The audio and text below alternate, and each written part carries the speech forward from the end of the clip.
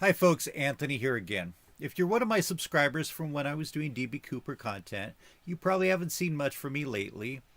Part of my hiatus was just because I've been busy doing other things that had to get done, and I've also made a concerted effort to try to get to the next milestone with my channel, which I've been working on for over 3 years, and that was to get it monetized. Each video that I did often took a number of hours, if not a dozen hours, when I had a day off from work. Now, there's a couple cases where I made a short video and then re-uploaded that as a short, which obviously is a quick process, but I'm up to about 375 unique numbered videos. And don't write to tell me that this is video 374, so how could we be at 375? That's because some are listed as the number and then a B suffix. Anyway, even though my Cooper videos got me over the 4,000 view hours that I needed as one of the milestones to hit on the road to becoming monetized, the other thing that I needed was 1,000 subscribers, and I had hit about 850 and then plateaued. Now, as much as I like unsolved cases like the DB Cooper and the Zodiac cases, I haven't seen hardly any DB Cooper videos in a long, long time, and I mean from other people. After watching so many in preparation to doing my own and analyzing what I've seen are the issues within the field of candidates, I got a little burned out. And although I enjoy still watching other unsolved ones like the Zodiac Killer case in the late 1960s in California, so that's what I've been watching. And by the way, if you enjoy that, please do check out my friends, online friends, two channels that provide coverage of that, plus lots of other cases. Ned DeHaan's Black Box Online Radio and Drew Beeson's show. Those are two of the people that I nearly religiously watch every time they come out with stuff, which is quite often. Speaking of religion, that gets me to my final point. I've been watching a couple channels of former Mormons and also a number of channels done by ex-Scientologists. They really go deep into theology and practices and beliefs and getting out of those high demand religions, and I find it very interesting, although I have no connection to either of those groups. But within the ex-Scientology world, there is a group called the Aftermath Foundation, which seeks to help people to physically escape if they need to, and to help them get resettled in the outside world. In many cases, people escaping from Scientology, or in particular the Sea Org or Sea Organization, which is their uniformed wing, which is considered to be kind of their clergy. These are sometimes people brought in when they were extremely young or born into it because their parents are members of Scientology. They often get as little formal education as possible. They almost never go to college. They generally don't have credit scores or bank accounts. They currently make something around $47 a week as wages for often working what seems like 16 to 18 hours a day, 7 days a week, with like an extra 45 minutes on Thanksgiving to eat a larger meal. So people coming from a very difficult background, and even if they could save their money, which they have to use that money to buy personal items such as toothpaste and soap and deodorant. But you can imagine how difficult it would be if you had very little money and you had no family or friends on the outside to help you. And Scientology has an extremely strong practice of disconnection, or making current members disassociate themselves with people who have left, particularly people who speak out against it. Anyway, this organization, the Aftermath Foundation, was made up of a handful of ex-Scientologists and a couple of people who didn't seem to have any former connection to Scientology. This is already getting far longer as an explanation than I had intended, so I'm not going to talk about all the details. But one of the members of the board, who is a prominent YouTuber, got into some sticky situations which eventually culminated in his removal from the board, and that really caused a lot of discussion within the community that's interested in the subject. And from my perspective, I'm interested in the subject because my field of study for my bachelor's and master's degrees, which were in political science, were in particular looking at the immediate aftermath of the collapse of communist countries and how former Communist Party members would often just change the name of their party to something more democratic sounding and often be able to remain within the political world in those countries. And of course, not all of them did, and it was, quite a mental break from going from one system to a more capitalist, more democratic system. And if you look at communist countries from Cuba to Eastern Europe and the Soviet Union on over to China, in particular North Korea, they have many, many similarities with cult-like behavior. Anyway, I started doing videos analyzing the situation that I saw, pointing out that the people involved were really good people, even though on both sides mistakes were made. And this is a topic that people really took to, and I quickly went from my 850 subscribers to over 1,000 very shortly. And once I hit that, I applied to be monetized, and after about a day and a half, that was approved by YouTube. So up until this video, the past 3.5 or so weeks have primarily been occupied with analysis videos along those lines. Of course, from time to time, people have asked me about other topics, including some recent comments about D.B. Cooper. And so I wanted to address some things there and also talk a little bit about some issues that I see with the Zodiac case. And I promise I'm going to jump into Cooper in just a moment, but I wanted to point out that while my Cooper videos are quite popular generally, I want to make ones that I have some point to give or to cover people's comments. If I don't have anything new to add to the discussion, then I don't want to waste viewers' time creating a video. I value your time, so I want to make sure that you get something out of what I have to say. Okay, so here's the first comment, and then I'll provide a little comment of my own. I agree with the conclusion in this video. The guy probably died during or soon after the jump. If so, he was possibly estranged from family and friends, as the FBI didn't identify him. He quite possibly was only reported missing a year or 3 after the hijacking. Here are the viewers replying to, I think, the first Q&A video that I did on D.B. Cooper. Not the first video on him, but once I started answering questions, it was the first one.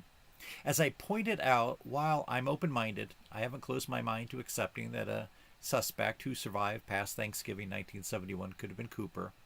I think that there is a good likelihood that whomever Cooper was, that he ended up in the Columbia River and didn't survive. And I think that a strong piece of evidence supporting this belief is that some of the money was found on the shoreline approximately 8 years later in an area that it's believed that sand had been dredged up from normal dredging operations in the Columbia to keep it deep enough for ships, and then deposited on the shoreline where it was found just under the top of the sand. Of course, various people offer alternative explanations to that. Some explanations are a stretch and others are just nearly impossibly silly. Again, as with almost everything in this case, we can't say anything is definite one way or the other. It's hard to say if something is 80 or to 90% accurate.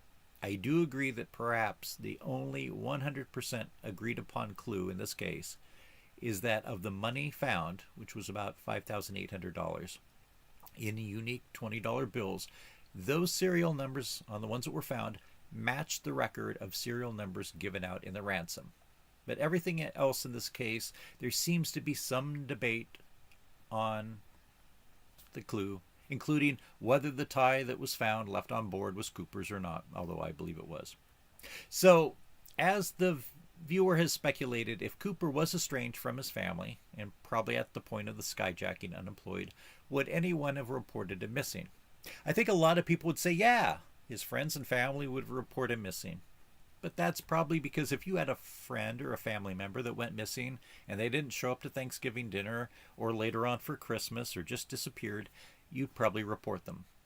And there's a lot of people that are kind of living under the radar. And don't forget, this was 50 years ago. And they don't have any contact with family and have very few friends, then it could happen.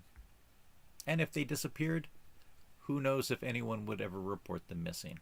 I had a not too distant family member distance themselves from the rest of the family, and I think that the only reason that anybody knew that he died is he had a casual lady friend who probably didn't want to have much to do with him, but still reached out to his stepmother to let the family know that he had passed. Otherwise, we wouldn't have any idea. I think an interesting case that can help illuminate some things, because it's a real-life case that's now been solved, but was very mysterious for a long time, is the case of the Summerton Man. And I know that one of my loyal viewers hates it when I bring up this case because he thinks that I use it as an example too much, but not everyone sees every one of my videos. Anyway, quite simply, the Summerton Man was an unknown man who was found slumped against a seawall on the sand at Summerton Beach which is in the southern part of Australia, and this was in the late 1940s. He had no identification on him, but it was eventually determined that he had died of poisoning from the autopsy. When his clothes were first searched, nothing was found as far as clues, but upon a further search, a small inside pocket was found, and it contained the last words of a particular book. And then some items were found at a local train or bus station were identified as belonging to him. I don't know about in the United States, but I know that in Europe, when I traveled around, you can leave items at a train station so that you're not carrying a bunch of luggage with you on like a short trip. So when you come back to town, you can pick them back up. So that's why he left this stuff at that particular station. It then turns out that the book that this note was torn from was located, but it had been found by somebody under very mysterious circumstances. And there was the impressions from a previous page that had been torn out of what seems to have been some type of code. And the book was traced back possibly to a nurse who lived only a few hundred yards away from where the body was found. And the nurse claimed to not know who the man was, but seemed to be visibly upset by being asked about him by investigators. And that nurse's daughter later claimed that her mother knew Russian and proposed that her mother might have been a Russian spy because, of course, there was a lot of atomic work being done in Australia at that time, so it was likely a target of Soviet espionage. And so you have this mysterious man with no ID who evidently died from poisoning being connected to a woman who lived close to where the body was found, who may or may not have been a Russian spy, and there's a mysterious code involved. So what does one conclude from that? That he was probably a Russian spy that was liquidated by the precursor of the KGB, which I believe at that point was called the NKVD. That's what people thought. But of course, they had the body, which was buried soon after it was found, and so they tried to get permission to dig up the body, and eventually that was granted. But in the meantime, they had realized that there was a plaster bust or cast made of the person in question using their body, and embedded in it was, I think, about 4 hair follicles. And so they were able to get DNA from the hair, and they ended up figuring out through genetic genealogy that the man in question was probably not a Soviet spy. He was a divorced man from Australia with no children who probably was in the area trying to track down his ex-wife who had left him. It's possible that the ex-wife could have known the nurse in question through work, and that may have been the reason why he was in the area, and then he gave up and voluntarily ingested the poison just because he had nothing left to live for in his life, or at least he thought. Now, for international unsolved crime enthusiasts, in this case may have been on your radar, but fortunately it was solved this year in 2023. But up until this year, this was Australia's oldest unsolved persons case, over 70 years old. And he was discussed quite a bit at the time, so one would ask themselves, did his ex-wife, who obviously didn't want to have anything to do with him, nevertheless not see any media reference to this mysterious man that was found, including photos of the body and the face, or the photos of his corpse and photos of the cast that was done of his body? And never say to herself, oh, that's my ex-husband, I should report that to the authorities so that his body will be known and they can put his name on the grave. Who knows? You would think that his ex-wife or some acquaintance or even a distant relative would have contacted or the police and connected this mysterious body to the person that they know, but nobody ever did. So I suppose that's a long explanation on why, even though you might think somebody would have noticed that a friend or family member may have disappeared around Thanksgiving 1971, that they'd nevertheless not bothered to report it because they didn't make any connection to D.B. Cooper. And here another viewer has commented, the mindset of people who are convinced that the likes of McCoy or Rackstraw are Cooper is worthy of investigation for its own merit. To think that they may have been Cooper is one thing. It's the degree of conviction people have which is bizarre. One would think that they could look at the contrary evidence and be able to discuss it. They never can. I agree with you, but we all know that once people make up their minds, it's more comfortable to know the truth rather than look at contradictory evidence and weigh that against your newly found beliefs. After watching Dan Greider's first video, I was convinced that there was great evidence that McCoy was Cooper, and I made a video saying so. And then a nice viewer pointed out some of the problematic issues, and I realized I hadn't done the research that I should have, looking for evidence to the contrary about McCoy being Cooper. And I did so, and I admitted that I made a mistake, and that I thought that McCoy definitely was not Cooper for various reasons. And then I watched the second video that Greider had done, and when you look at it with a critical eye, not critical in a negative sense, but critical in a sense of critiquing it, it has more holes than Swiss cheese. And I may do a minute-by-minute analysis of that video at some point, just because it's just cringeworthy. And by the way, Dan Greider does not like Anthony Mills's conclusions on his work, and we'll just have to agree to disagree on that one. Anyway, since I don't have a favorite candidate as far as who Cooper was, I'm not looking to shoot down other people's candidates. But I think that we need to look at potential candidates and see, do they have the means? Do they have the motive? Were they in the area? Do they have the background? Does their family and work status and personality lend itself to doing what Cooper did? With the clue of the clip-on tie that was left behind, we have a potentially interesting clue.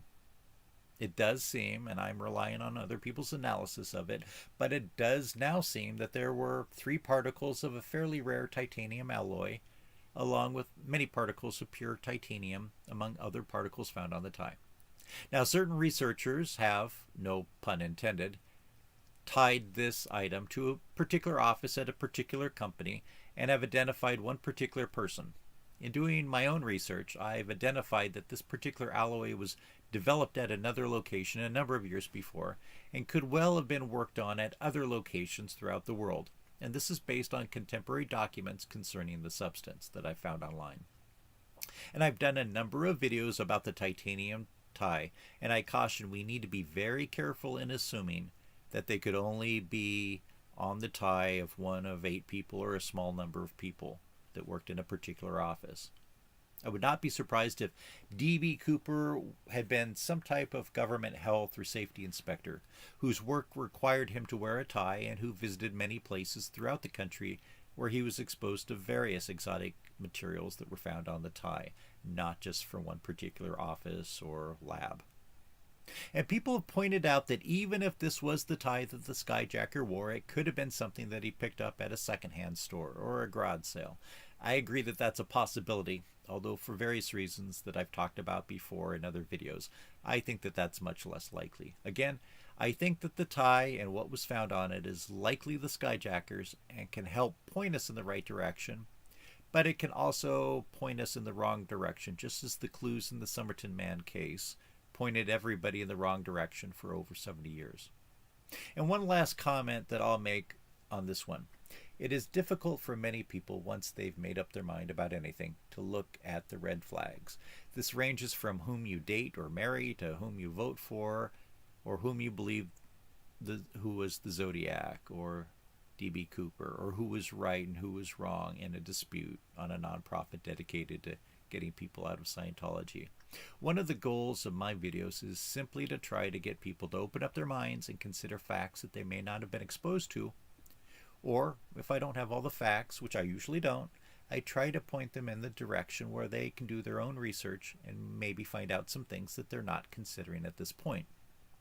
And from time to time I get people who contact me and say that I've changed their mind, and that makes me happy because I want people to try to believe whatever is the closest to whatever the truth is. And quite frankly, sometimes determining what the truth is not very easy, but we can always strive for it.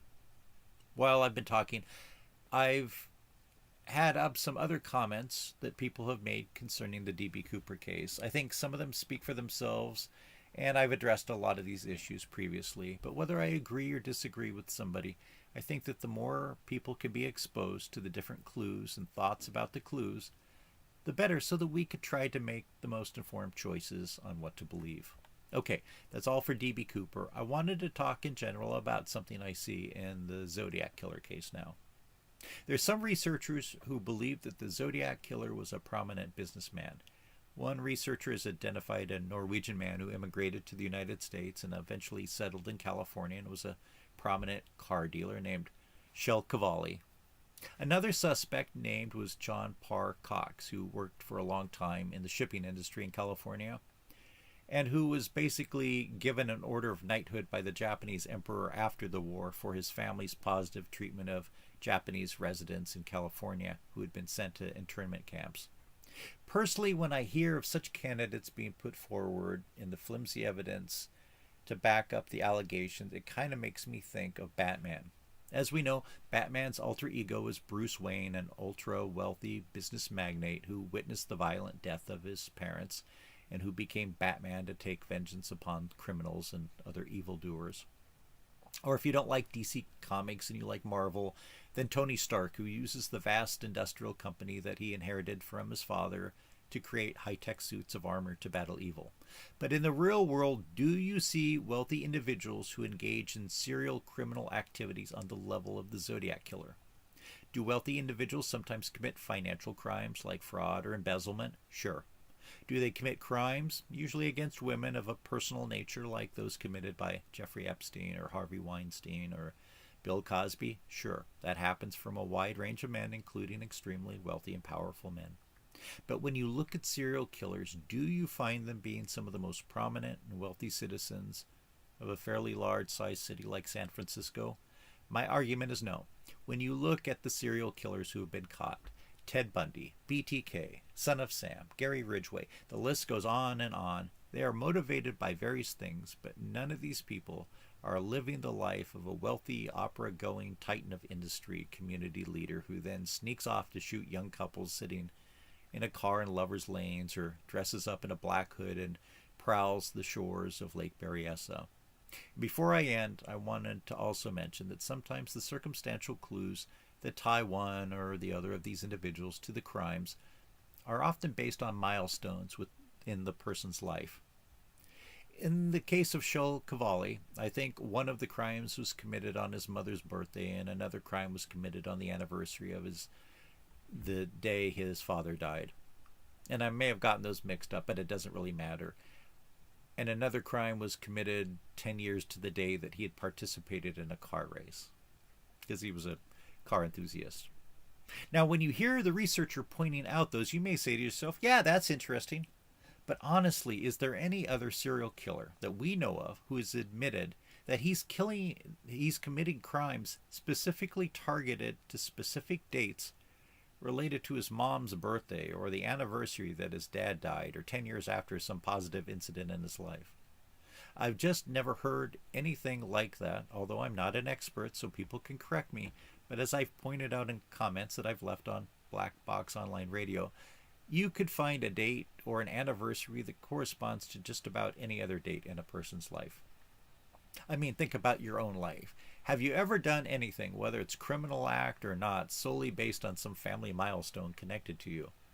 Are you the type of person that normally tries to drive the speed limit, but if it's late at night on an open road when you're driving straight and you can see all around you, do you decide to speed, but really the reason is it's because that day was exactly 7 days after your niece's first communion? No.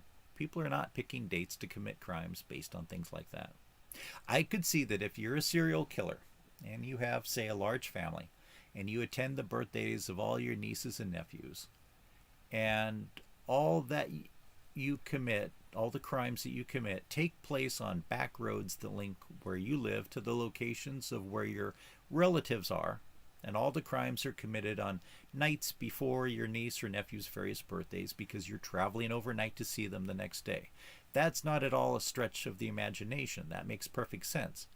But you're committing the crimes because you're going out of town on little used back roads where you still think that you can find victims as you're traveling to a family event. But you're not choosing to commit the crimes simply because it's going to be your niece's or nephew's birthday the next day. Okay, this has gotten long enough. I'm going to wrap up real soon, but please do leave comments on what I've said about this, because not everybody necessarily agrees with me.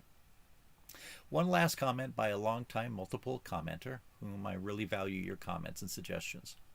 And I won't read the whole thing, but he says, "Hi Anthony, I've noticed a large increase in Scientology videos recently, and it seems that your views are higher with this particular content. Is your attraction to Scientology recently acquired or a long-time interest? Also, what is your general attitude towards Scientology? Do you regard their beliefs based on truth? Or if not, can you explain why? Well, my friend, this whole video was in part prompted by your comments there. Now you know why I've been away from the DB Cooper debate for a while. Again, I try to do videos where I have something relevant to say. I could make videos that just attack certain people and praise other people, and that would get me a lot of views, especially in the anti-Scientology world. But that's not what I'm looking for. I'm not looking for likes and clicks and subs just to get people riled up. I'm looking to try to dive deeper into certain issues and try to provide what might be a better understanding than what some people have. And if I'm able to change their mind in a positive way, then I'm happy. As far as the beliefs of Scientology, no, I don't believe any of them. Perhaps someday I'll do a deep dive in some of the beliefs that they have, but no. My interest in them is outside of their belief system.